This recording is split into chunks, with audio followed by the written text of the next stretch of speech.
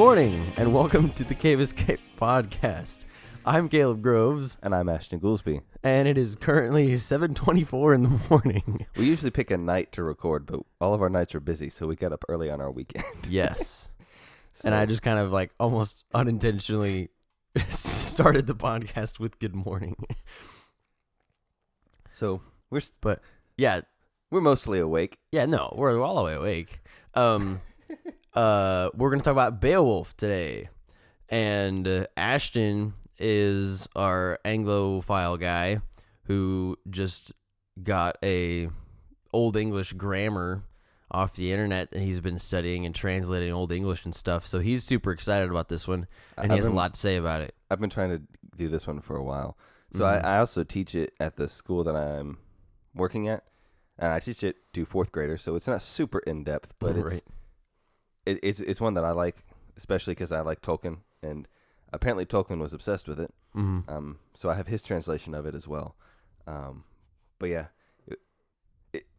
I don't know. It's just a fun story, and I was like, we should talk about it Yeah. at some point. So mostly, this is going to be me asking him questions about it because I actually haven't heard a lot of your thoughts about it. I've just kind of heard you be excited about it, I think.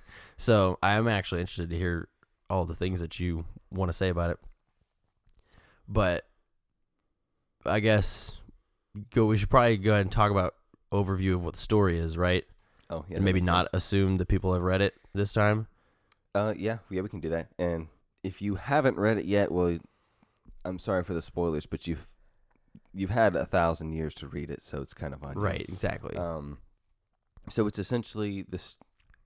It's an epic poem, which the Iliad, the Odyssey, and the Aeneid fall in this category as well. So it's this tradition of telling a story, but in like it's a long poem or song. So it's meant to be recited. So originally with epic poems, they weren't written down. So like the Iliad and the Odyssey were like, you would have these bards that would travel around like Homer, and they would store them in their brains. And so they would go around and they would just speak them to people. And of course, over time, if you've ever tried to remember the same story and tell it, you don't end up telling it the same way. Mm-hmm. So over time, it actually changes. So we're pretty sure the Iliad and the Odyssey, we have a version of it written down. And that's the version that we translate from, because at some point, somebody said, hey, this is important enough to write it down. But there's elements of it that would change over time. Like, for instance, in I think it's in the Iliad, there's a reference to this guy Aeneas, who's in the city of Troy, and they would say, and Aeneas had this great destiny, and the destiny was king whose hall I'm currently passing the night in. His destiny was to be your great grandfather and give birth to you, and you were going to grow up and be a great king. So it's a way of also, like, you could adapt it to who you were telling it to as well. Right. So it's kind of flattering, like, their guest. So some of it was just over time they changed it just because they forgot what they originally said, or sometimes they specifically chose to change it for different reasons. But another thing is it's not just prose. It's not just he's telling a story like I'm just talking to you right now. It's in a poetic style. Mm-hmm. And reading something like this actually helps even reading something like the Old Testament, especially the Pentateuch, because we all the time talk about scripture being written in a poetic style, and so there's a lot of debate on what does that look like, how do we understand how to read it, things like that. But in a similar way, something like Beowulf or the Iliad and the Odyssey and the Aeneid even are written in poetry because it helps. It's beautiful to listen to, but it also helps with your memory. So there's certain things like if you ever heard you're classically educated. You know the word chiasm? Oh, yeah. So a chiasm, which is like the idea of you have a point A, then a point B, then like a point C. And point C is the most important point. So after you give point A, point B, and point C, you kind of either give point B again after C, or maybe like the opposite of B. And then after B, the second B, you'll give a second A, either the same or like an opposite or something. Yeah. But that's a way of helping you, and you can draw it out almost like a triangle that kind of meets at C in the middle. Right. Um, It's kind of like a like a symmetry kind of Yeah, a thing. yeah, Like yeah, you yeah. kind of give like an inverse shape Mm-hmm. going in on either side. Yeah. So it's. Can you explain? So maybe that's maybe too much because I know that is that in Genesis in like the Yeah. creation story, right? Yeah.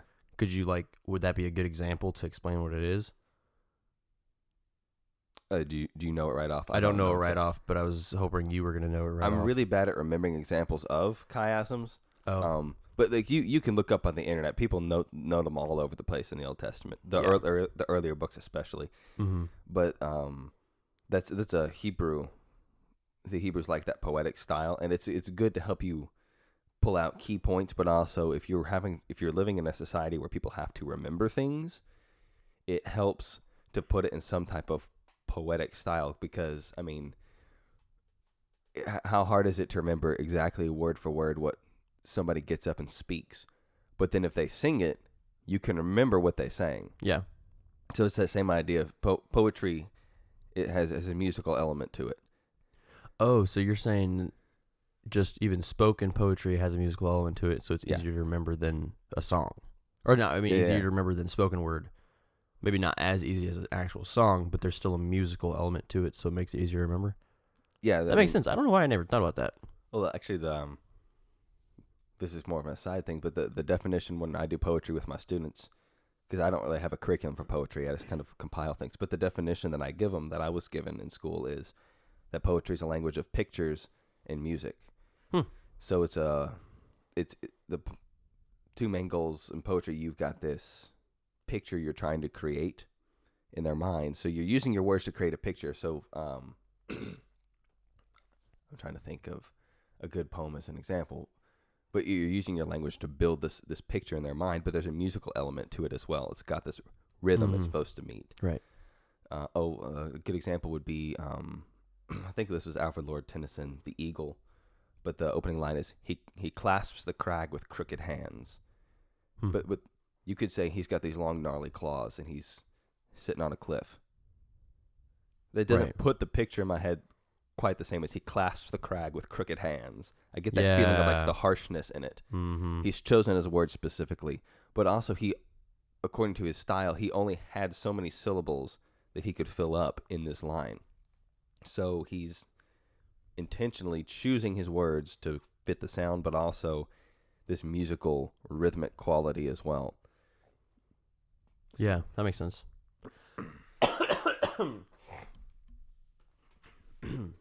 So, Beowulf is an example of this epic type of poetry. Mm-hmm. It's not just, because like that poem I get from Alfred Lord Tennyson is only 4 lines long. Okay. This is obviously much longer than that, but it is actually only a fragment. So Beowulf is one of the oldest examples we have of English. So they've guessed that it's written sometime around 600 to 1000 AD. Whoa. So they're not exactly sure. It's apparently it's an old story that was told for a long time by the pagans before Christianity came. Mm-hmm. And there's some slight historic placement of it. So like the Danes are an actual group of people. I can't remember which. Hygelac, I think, is an actual historical figure. Oh. And we know about when he lived. So we know the story must have obviously been after him. Right. And I can't remember when exactly he lived. But I think it was like 500 something. But then we know Christianity came to the British Isles somewhere at a little around or after 600. Okay. And so for several hundred years before the Norman invasion, the English were already Christianized and had churches and things. And Beowulf, we see an evidence of it was this pagan story at one time that was just told about death and vengeance and killing monsters and bravery and hoarding gold. But as they told it, I mean, it's an awesome story. Right. As they told it and they became Christians, you can't place emphasis on the same morals anymore because their morals have changed. Yeah. So rather than placing an emphasis on, wow, look how great he is, and he killed all these people and got all this money, and now he's extra strong and powerful. Wow, we want to be like him because he has money and kills people. trying to work Christianity into the story more. So it's changed, most likely, possibly quite dramatically, since its original telling. So it's one of those, like the Odyssey. It was told and told and told and told, and then finally one person, or possibly two people, sat down and wrote it down. Gotcha. But what we have is actually, I believe the ending is missing. Oh. So it kind of ends abruptly, and we're missing pages at the end. Dang, I didn't remember that. Yeah, and there's sections. It was actually it was rediscovered. It was in a fire apparently in a church. So they found it in a stack of papers, I think, up under a bookcase. If I'm trying to remember what I read, that they found it, but it was burned in places. So there's some spots they've had to go through and try to piece together which words were there, and there's a couple places where they kind of had to make an educated guess as to what we think was there, based off of the words around it. What type of words should have filled this spot? Right. Wow, that's crazy. But they had to do that in Old English. Yeah. In Old English, they had to go through and go, yeah, wow. we think that it would be this word. Or there was one where they didn't have the ending. So they were pretty sure it was a name, but they couldn't. They determined that it was a woman's name, I believe. This was pretty early on. Just because of the context around it, they said it needs to be a feminine name, we're guessing. Mm-hmm. And so they put it in, but they're like, we're like 90% sure this is right, but there's still like a decent thought in the back of our head that maybe we're not. Right. Yeah. Well, how about I really want to get into like more of the meat of this. Do you want to go over like overview of the story so then you can explain some of where then we can get into like the Christ imagery and stuff? Yeah, we could do that. So the basic story is first we get this genealogy of where this guy, Hrothgar, this king of the Danes, came from. So we go all the way back we begin with Shield, and so this is another area where people have said like Seamus Heaney is the best one. Mm-hmm. I've only read Heaney and Tolkien. My most recent time through Heaney, I was like, maybe there's a better one out there. I don't know. I've heard there's from other people that there's better ones than Heaney, but he's the most popular. People have said Tolkien's isn't that great. Tolkien's is a very literal translation. So he gets at a lot of like the word meanings. His appendices are really good. So it's like the Nasby of the Bible of maybe I guess so. But he and his trying to see here where the Heaney version is nice because it's got the Old English in it too. But there's this word. It's in Old English. It's skilled scafing. And so Heaney translates it as Shield Sheafson, but then people actually don't always give him the same name. And the question is, who is he? Interesting. It's kind of guess that he's some type of prototypical character. I don't think he's real, but he seems to be a combination of like maybe different characters, but he seems to almost stand for something. Tolkien just keeps his name as Skilled Scafing. Doesn't change the names a whole lot. But we get this genealogy in which there is, you get Shield and all of his descendants. So he was a foundling as a child. And we get these stories of how he made his great kingdom. And his, I believe it was his son was also named Beowulf. Not the Beowulf the story's about. Heaney actually translates it Beo to give the distinction. It's a different Beowulf. Okay. But then we get all the way down through them. We get this guy had 3 sons, and one of them was Hrothgar. And Hrothgar was also a great king, and he uses his wealth that he's gained from his fathers and himself, and he kind of has this time of peace essentially. And so he builds this dining hall, this big, call it a mead hall. So they would come in and they would feast and drink mead, as the name implies, and so they're in there partying, having a good time, and enjoying all these riches and things that they've gotten.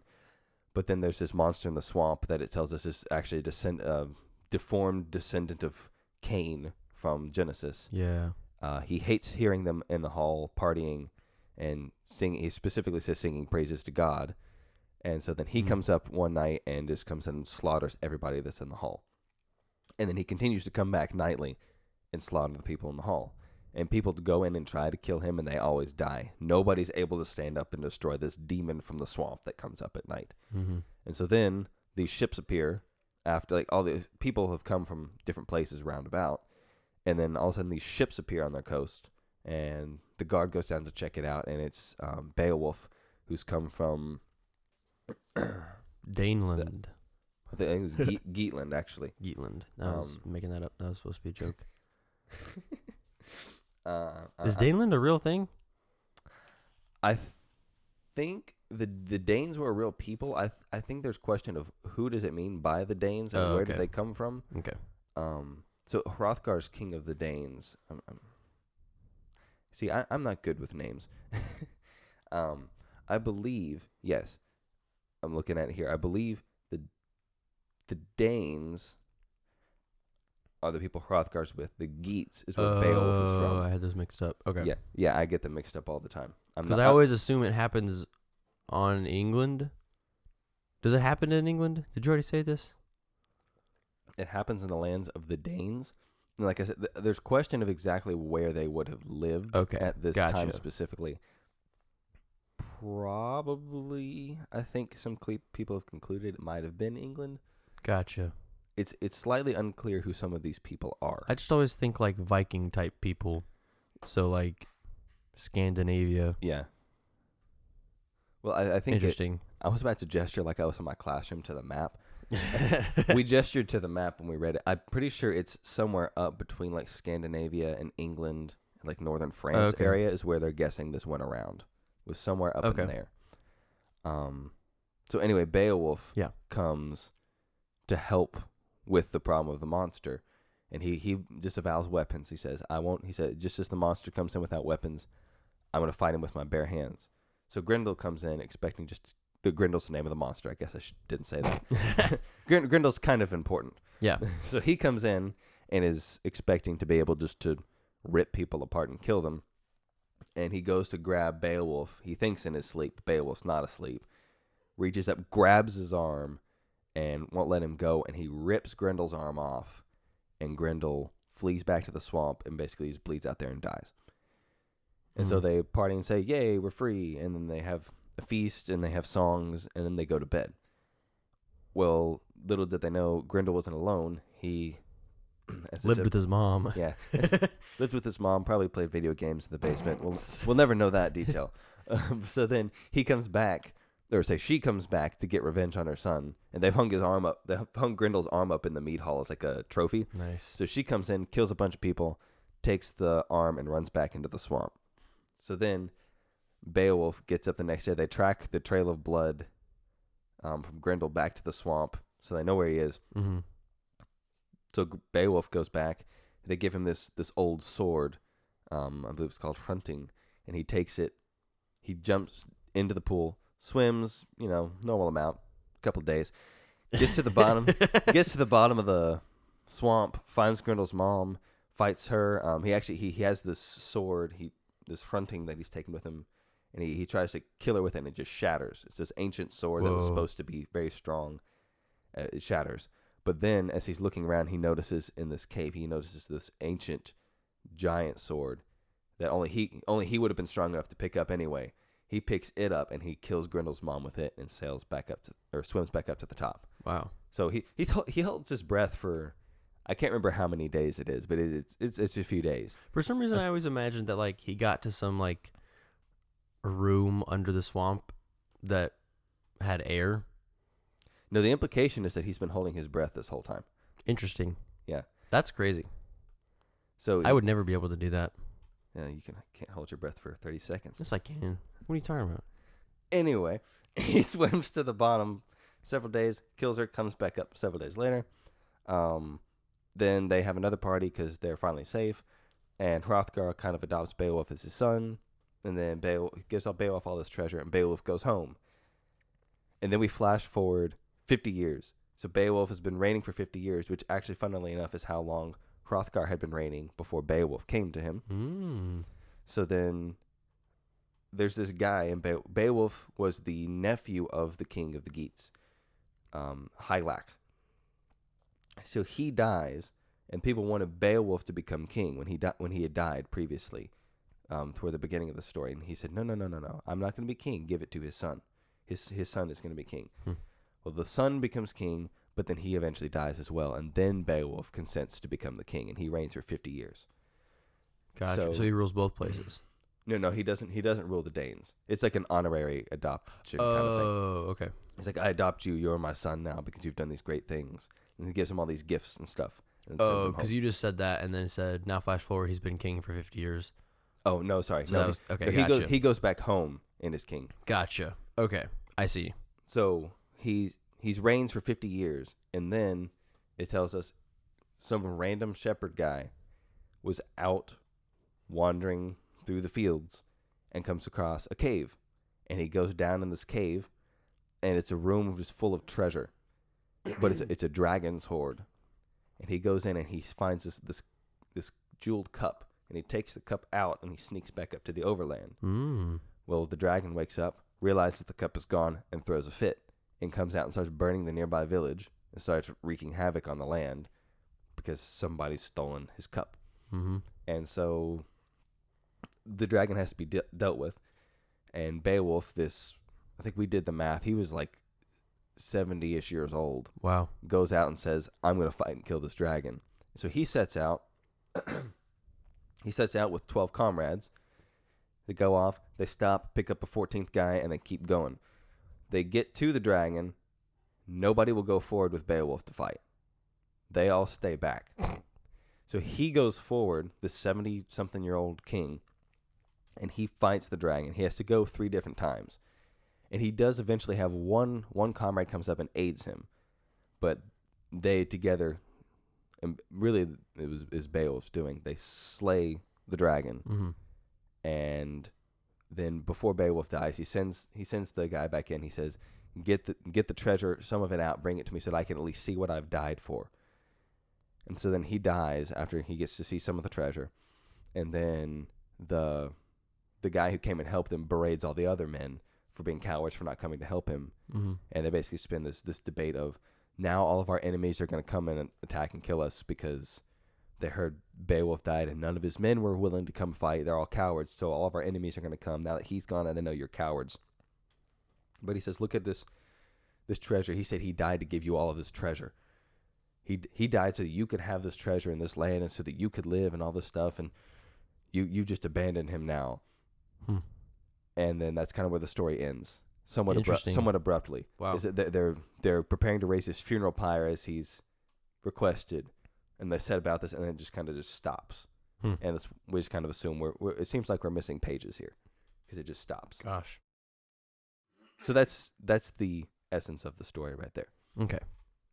And did you say they go up to the dragon 4 times? 3 times. 3 times. 3 times he goes up. I thought to fight that would the dragon. make more sense. Okay. So he does receive a mortal wound at one point, but continues fighting, and then he I can't remember. They may cut the dragon. I think they cut the dragon's head off. Okay. Because that would be important Christolic imagery. Right. And I seem to recall that they actually do that.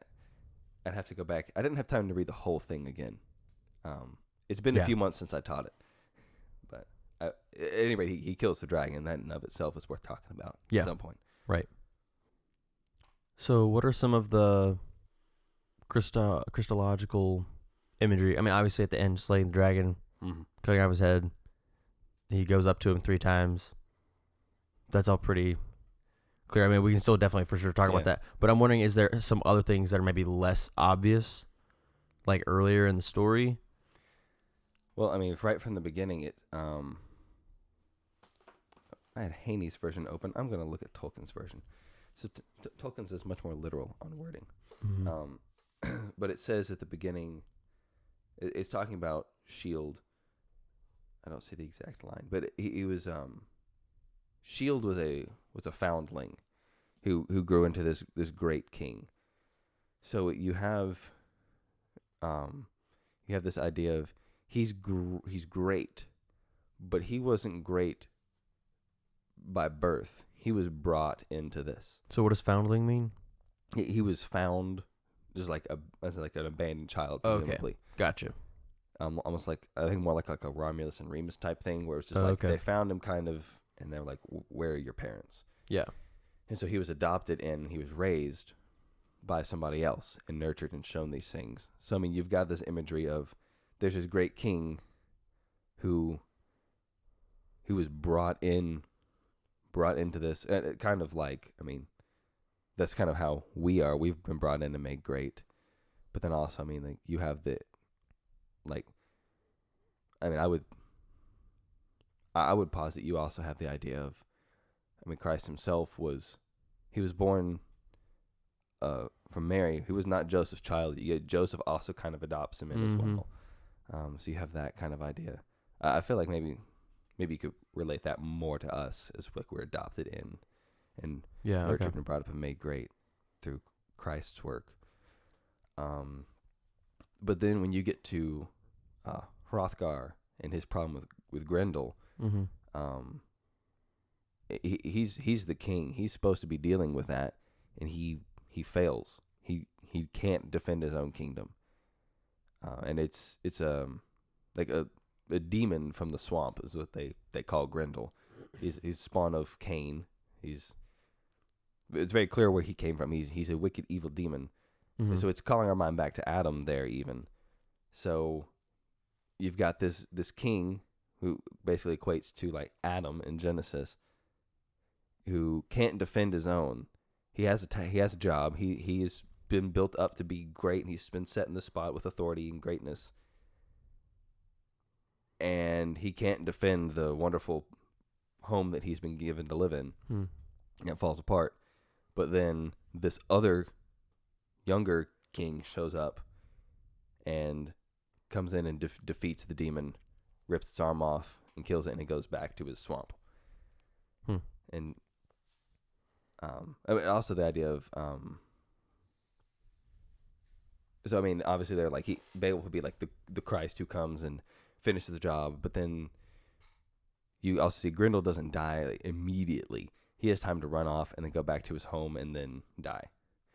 So kind of like, I mean, Christ comes and crushes the serpent's head, but I mean, if you've ever, I don't know how often this happens. I've seen it, but like if you chop a snake's head off, it doesn't die immediately. Right. It keeps wriggling and writhing around. The head kind of jumps around for a second, and then it goes still.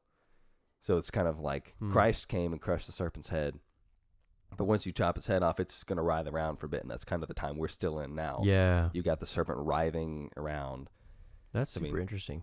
He's dying, but he hasn't completely stopped yet. So we're kind of in that period as well. So you see that he kills him, but he doesn't die immediately.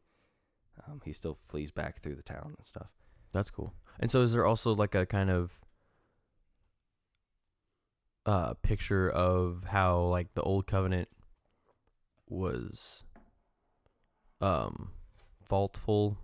Like the old covenant wasn't perfect and like couldn't like completely save you in the way the new covenant is, and the new covenant came. I forget where I think in Hebrews where it's talking about like if the old covenant was faultless, there wouldn't be any reason to have a new covenant.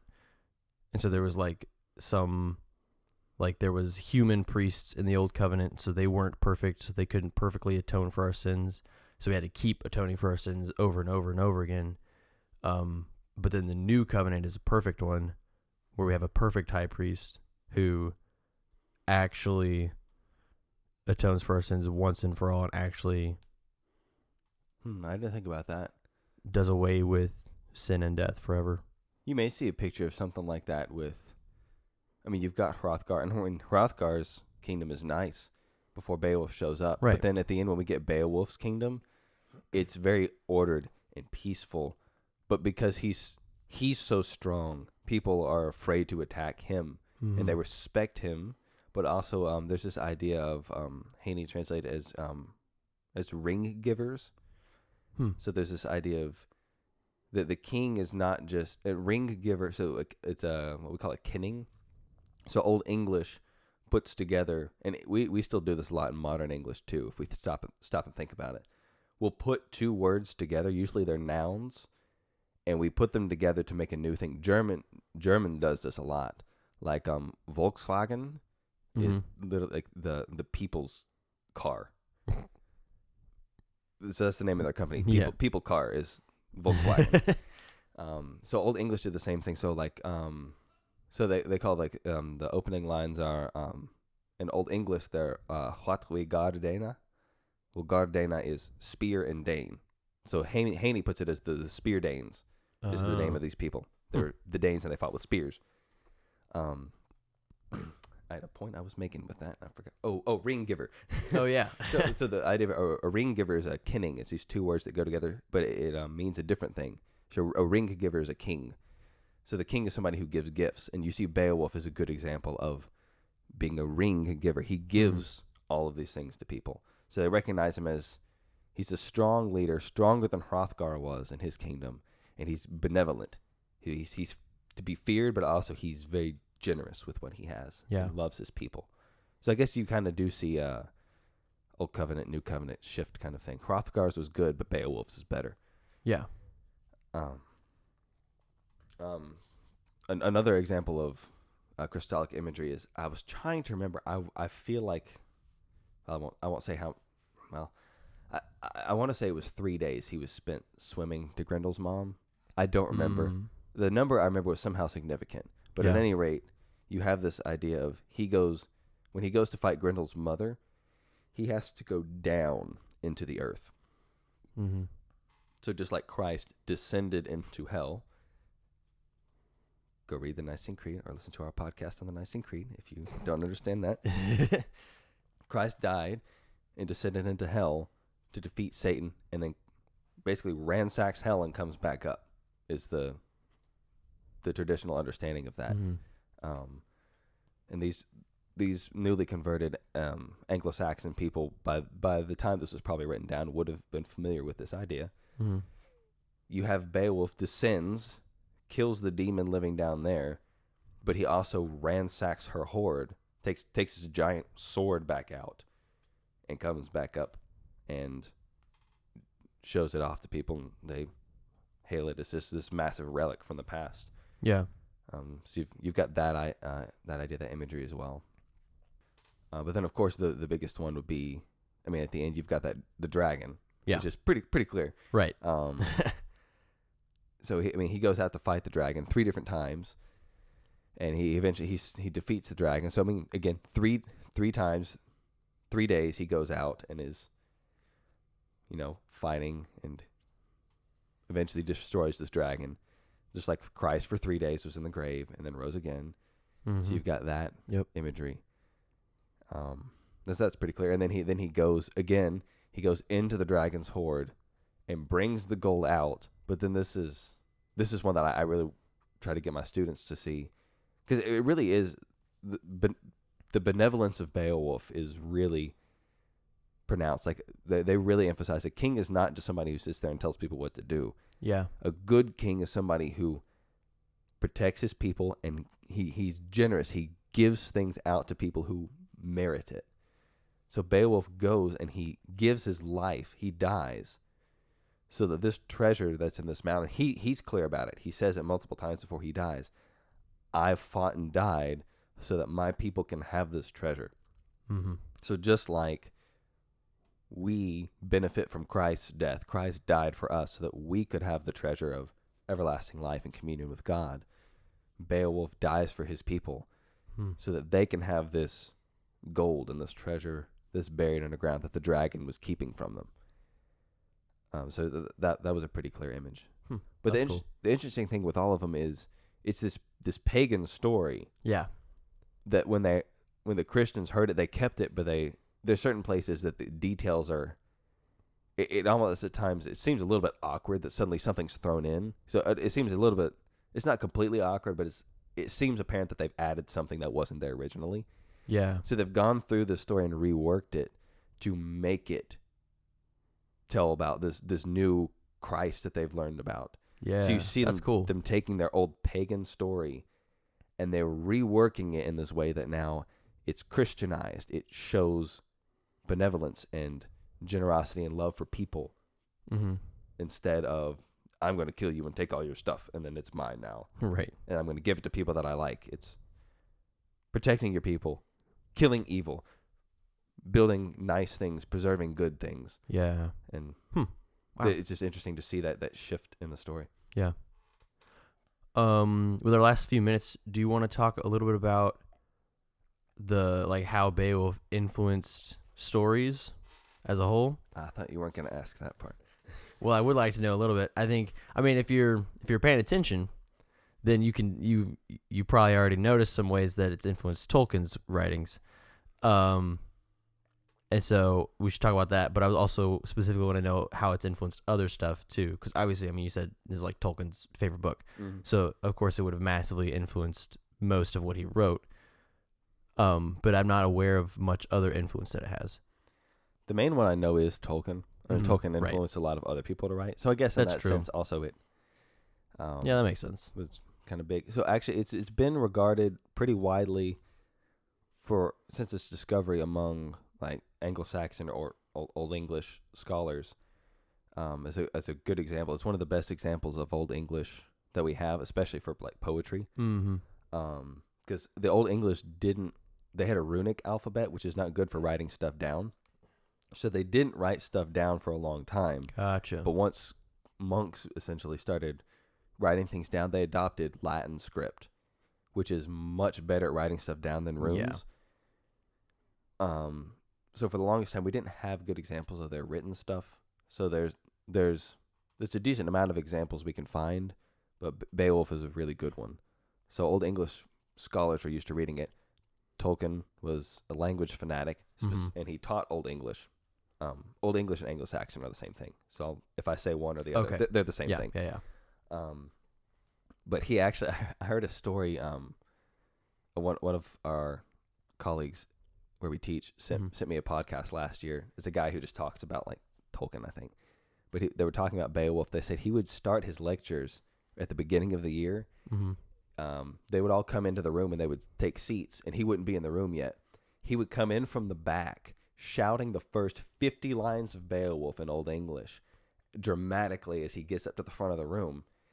And then he would turn around and look, and they said about half of the students would have gotten up, packed their books, and left. What? So they said that was his way of, I think it was Christopher, his son, said he hated grading papers.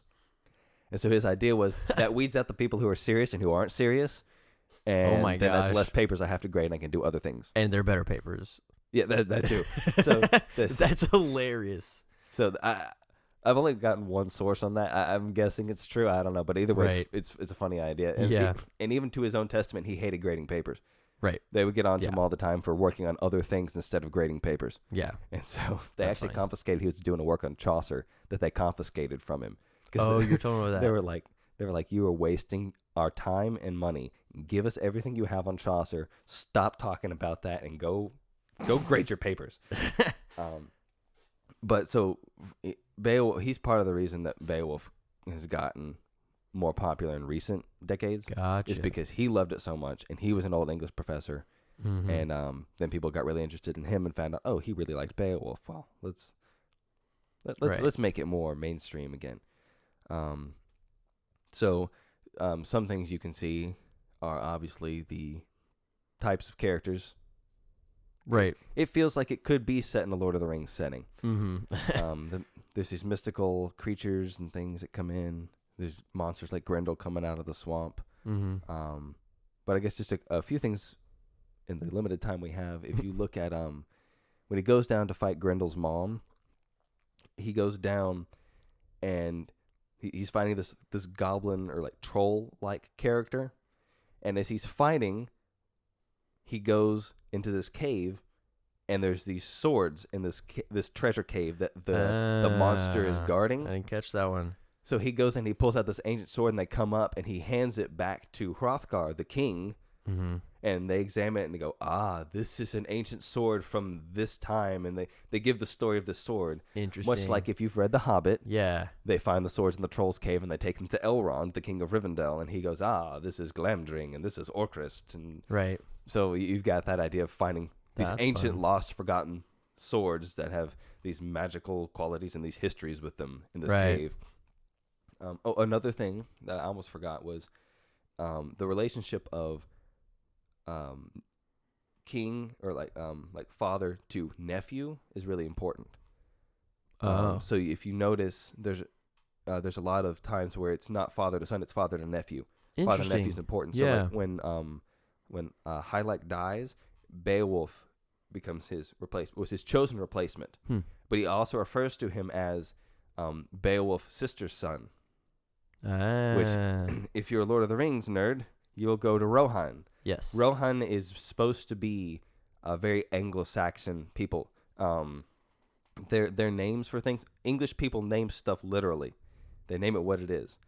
So like if you go to England, you've got like Wessex is a region that just is West Saxony, and then Essex is East Saxony, and all the little towns a lot of times have very literal names for like what this town is and what it does. Right. So the same way, the Shire is actually that way. Shire just means town. Right. And the place that the hobbits live, the town they live in, is called Hobbiton. The river is called the River. So they've got very literal names. Rohan is the same way. So like Theoden is actually the Anglo-Saxon word for king. And Thengel was also another type of Old English word for like some type of lord. But Theoden, the king of Rohan in Lord of the Rings, his heir after he dies is his nephew, Eomer. And Eomer actually is a name of a character in Beowulf. I don't remember where exactly he shows up, but Eomer is the name of a character in Beowulf. Yeah. So he lifted that name, but then you also have the idea of, because Theoden calls Eomer, he goes, Eomer's sister's son.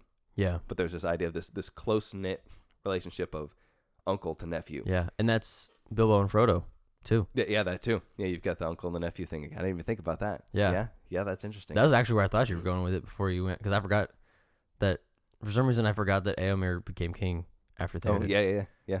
But yeah. But, so you have those, but then, going back to The Hobbit again, when Beowulf sets out on his journey, I said it. Do you remember how many people he takes with him? Yep, he takes 13 and he picked up a 14 on the way. I did notice that. He takes 13 and picks up a 14th, much like in the Hobbit when they set out. I'm sorry, I got the math off. Bilbo's the 13th, isn't he? But they're not counting Gandalf. No, because they didn't want 13. Oh, yeah, you're right. Yeah. Well, at any rate, it sounds like I'm confused on the numbers, and maybe I'm wrong. I remember is I know the numbers are the same. Mm-hmm. They set out with 13. Yeah. Counting the leader that's with them. And when they stop along the way and they pick up a 14th guy who's just like this random guy. But the guy they pick up is actually, I believe, the guy who originally robbed the treasure hoard. Oh, really? I think so, if I remember correctly. They pick up the guy who robbed the treasure hoard. That's so they pick up this burglar guy who comes with them. But do you remember what he burgled out of the dragon's lair? Cup. Yeah. The same thing that Bilbo goes... He just lifted it, like, literally out of the Beowulf story. That's hilarious. And put it in his. He has this character goes in, steals a cup, and comes back out, and the dragon has a fit.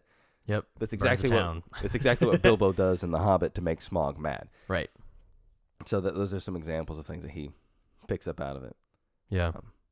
Because originally the Hobbit was a story that he actually told to his kids as a bedtime story. Right. Yeah. And so they said there was one night that I think he was telling it to Christopher that his other kids said, and so he was just telling it to him at night, just out of his brain. And they said one night we heard Christopher go, "But Dad, last night you said Thorin had on a blue cape with a silver tassel, and tonight you said it was a green cape with a gold tassel." They said 5 seconds later we see our dad come shuffling out of the room looking for paper. He goes, "Damn the boy." He's taking notes on his own story so that his son would shut up and go to sleep. That's funny. But yeah, so Tolkien loved the book, so you can see a lot of things he pulled out of it. But yeah, it's also interesting to study as like you can still see that change from pagan to Christian going through it as well. And so all of the things that we've said are reasons that I love it. I think it's a great story. Mm-hmm. But yeah, and I love definitely hearing you talk about it.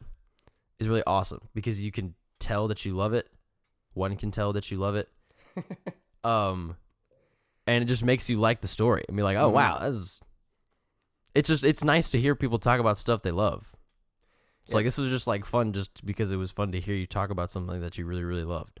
And I think that does help like when I have to teach it as well. Cause it's for a fourth grader, especially because we read Haney's translation, which is a poetic, he's trying to get that Anglo-Saxon poetry feel. Yeah. So it's not very literal. It's hard for them to read, but I think it helps them. Like if you can be excited about something too, I think that makes it easier on them as well. Yeah. To read it and understand what's going on and get in with it. Yeah, that's probably true. Right. Well, that's all the time we have for today. We'll have this up on our. This will be attached to our blog. We'll have a blog post about it. You can reach us through email, which is Great Cave Escape, not the Great. Nope, just Great Cave Great Cave Escape at gmail.com. Please send us any questions you have, or even if you have suggested topics. If you're like, hey, this is an interesting thing, maybe you guys should think about this or figure something out about this. Because this is, again, trying to escape the cave, trying to learn stuff. You can trying also to grow our knowledge of God's creation and the universe. You can also find us on social media as well. We have Instagram and Facebook. Yes. So you can message us through there as well. That's true. I don't have social media, so don't think about messaging through that. Yes, so that's all the extra things, right? I think that's all we have. Yeah. Okay, yeah. Awesome. Well, thank you for listening today, and until next week, take care.